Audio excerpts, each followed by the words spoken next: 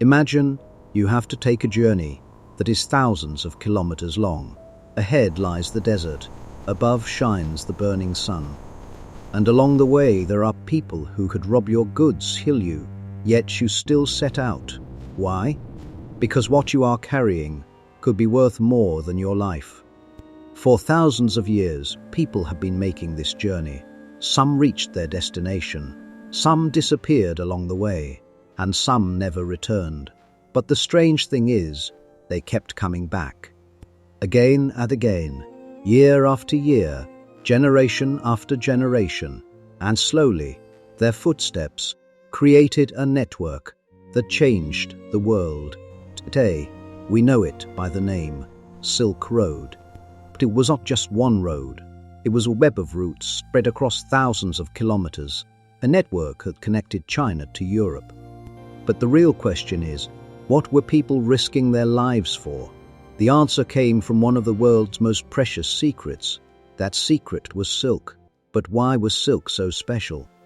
How did it become more expensive than gold? The answer was not just in its smoothness. The answer was in the mystery behind it. At that time, most of the world did not know how silk was made.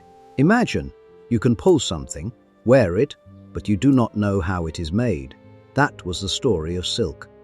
People in Rome were wearing it. In Persia, it was being bought and sold.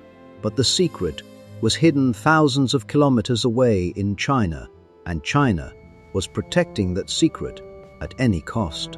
Because when the world does not have answers, questions become more valuable, and silk had become a question.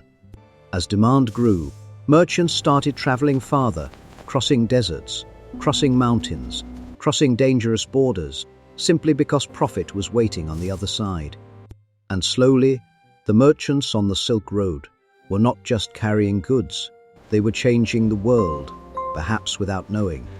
Along these thousands of kilometers, some cities were slowly becoming very important. Among them was Samarkand, then Bukhara, and Kashgar.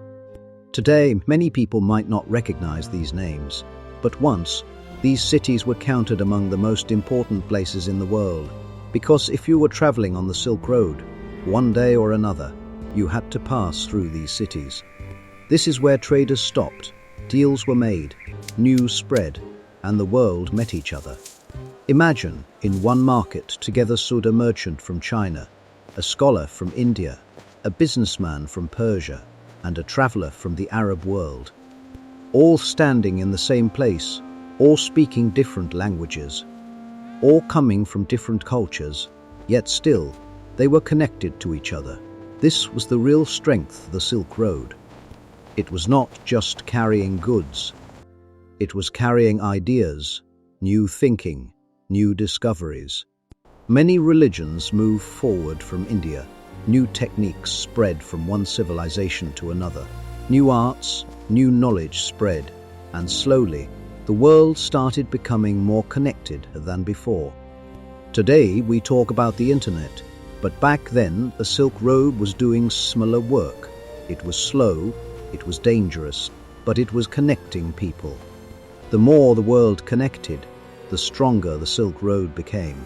It started feeling like this network would run forever, but history always has a problem. The bigger the power, the bigger its weakness. And the biggest strength of the Silk Road was soon going to become its biggest weakness.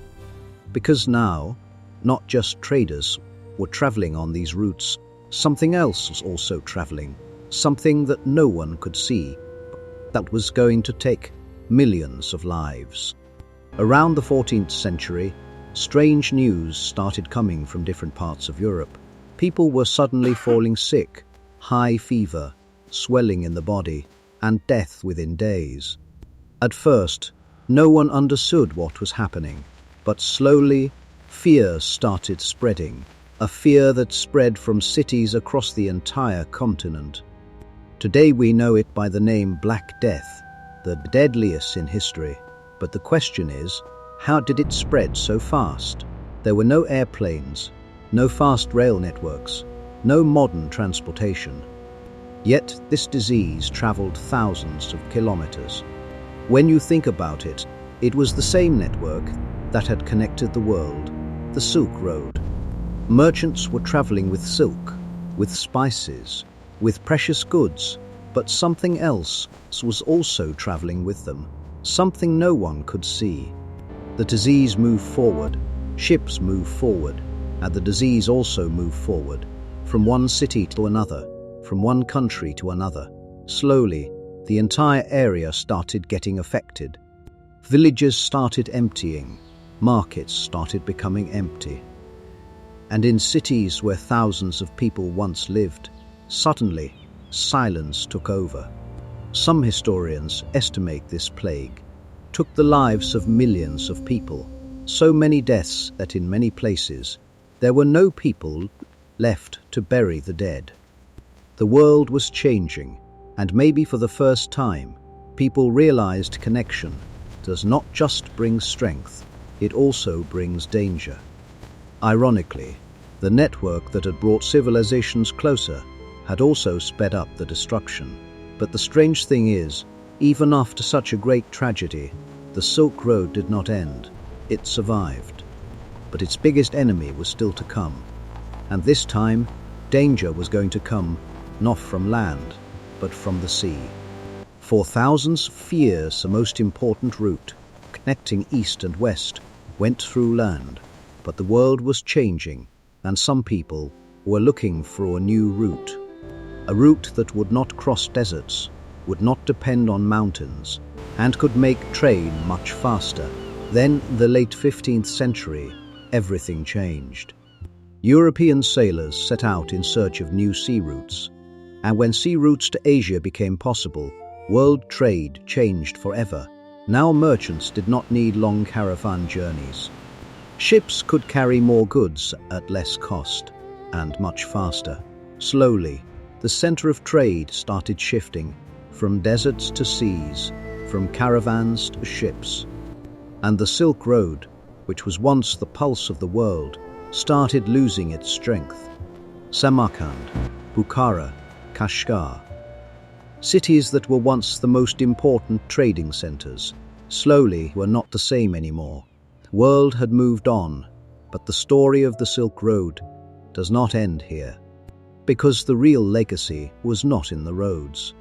The legacy was in the idea that gave them birth, the idea of connecting people, the idea of connecting thoughts, the idea of connecting civilizations.